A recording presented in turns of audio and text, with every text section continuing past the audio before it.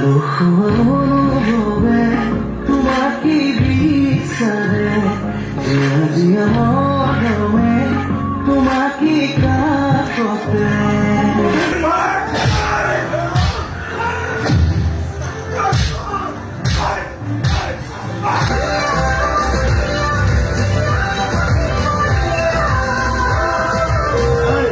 তোক আজি কোনে বচাব কোনে বচাব